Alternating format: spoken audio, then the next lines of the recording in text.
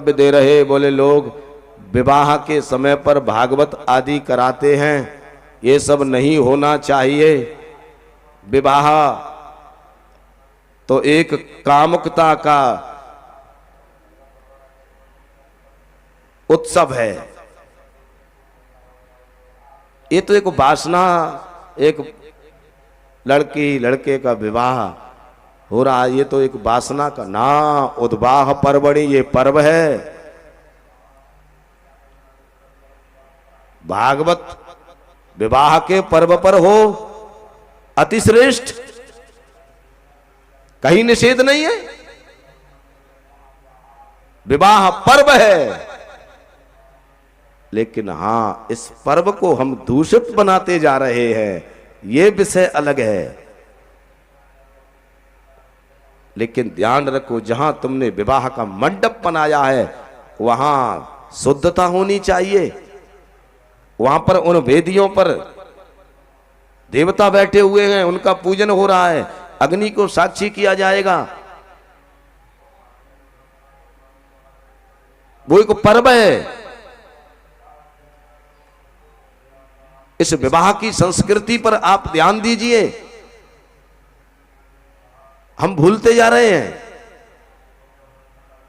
विवाह के समय पर हमें विधियों का ध्यान नहीं है, विवाह के समय पर हमें यह ध्यान नहीं है कि कितने बजे तक लगन है और कितने बजे की लगन में पाणी ग्रहण हो जाना चाहिए, इस बात की चिंता नहीं है। बस इस बात की चिंता है जयमाला कितने बजे है, जयमाला का प्रोग्राम बिल्कुल कितने बजे फिक्स है, उसकी चिंता है, जबकि उसका कोई विधान नहीं है,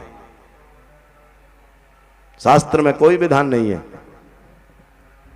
ये तो उन राजाओं के कृत्य थे।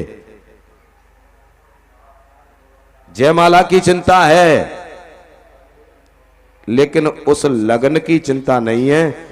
जिस लगन में अगर कन्यादान होगा तो ही उस बेटी के गर्भ से बच्चा जन्मेगा, तो ही बेटा संस्कारी बनेगा, तो ही उसका वंश चलेगा। अगर उस लगन में विवाह नहीं होता है तो समस्या बहुत खड़ी हो जाएगी परिवार में, इसकी चिंता नहीं है।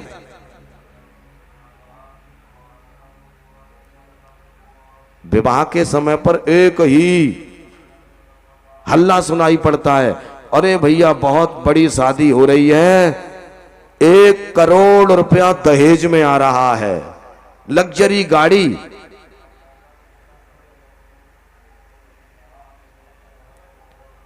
और जहां करोड़ों की जो आवाजें सुनी है, दहेज में इतने करोड़ रुपया आ रहे हैं, उन करोड़पतियों के घर में मंडपों में जाकर के हमने देखा है, पूजन के लिए सुपारी नहीं है,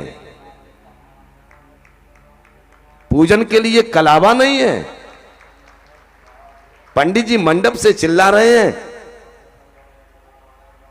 इसमें सुपारी नहीं है। नहीं है पंडित, कोई बात नहीं है, सुपारी नहीं है तो किसी और चीज से काम चला लो।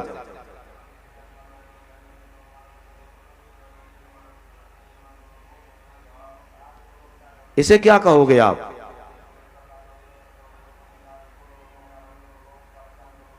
इसलिए इस विवाह पर्व पर ध्यान दो, ये पद्धति बिगड़ती जा रही है।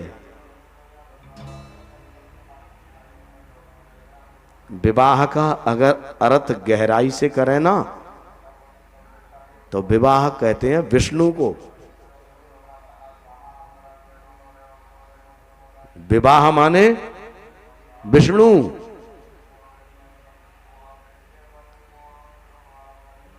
जो ये कहते हैं कि विवाह के उस उत्सव में भागवत का आयोजन नहीं होना चाहिए, वो और कान खोल के सुन लें। विवाह कहते हैं विष्णु को। वे वाह करिए अर्थ, विहग गरुड़ बहत इत विवाह। गरुड़ पर जो वहन करता है, गरुड़ पर जो बैठ करके चलता है, गरुड़ किसकी सवारी है? विष्णु की। तो विवाह भी माने विहग, और विहग वो गरुड़, विहग, विहग माने पक्षी। गरुड़ पक्षी जिसकी सवारी है, विहग पर जो वहन करता है वो विष्णु। कितना ये भारतवर्ष का कितना पुनीत पर्व है ये। इसलिए सबसे पहले ध्यान दो, आपका मंडप विधि युक्त होना चाहिए। अब तो मंडप कहां बनते हैं, मैरिज होमों में कहां मंडप बन रहे हैं।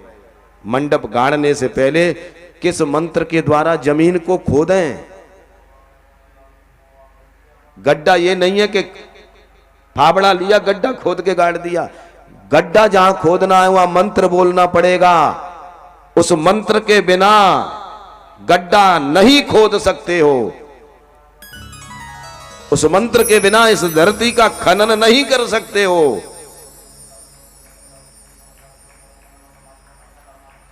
उस मंडप को गाड़ने के, गड्ढे खोलने के लिए भी खोदने के लिए मंत्र बोले जाएंगे।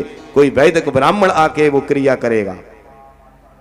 उनमें फिर तुम्हें दूध डालना है, दही डालना है, कैसे डालना, किस मंत्र के द्वारा डालना है। मंडप के लिए किस वृक्ष की लकड़ी चाहिए, होनी चाहिए, उस लकड़ी के द्वारा ही बना हुआ वो मंडप माना जाएगा। कहां गई ये विधियां? और जिन घरों में मंडप बनते थे, है एक बेटी अपने घर से जा रही है, उस घर के आंगन में मंडप बनता है। अब मैरिज होमों में बन रहे हैं।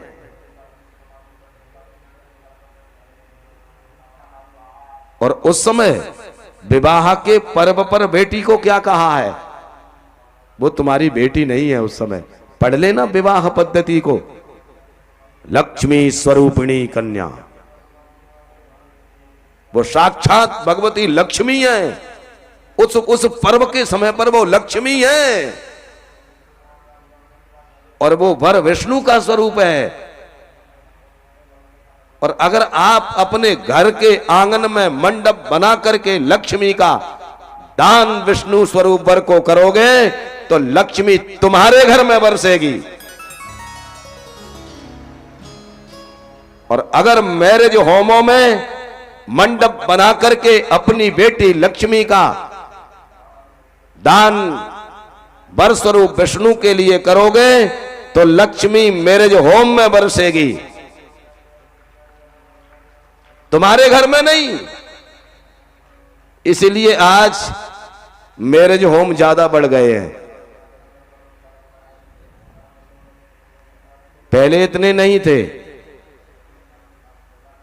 वो लक्ष्मी है तुम्हारी पुत्री, उस पर्व के लिए उस लक्ष्मी को अपने आंगन में से दो।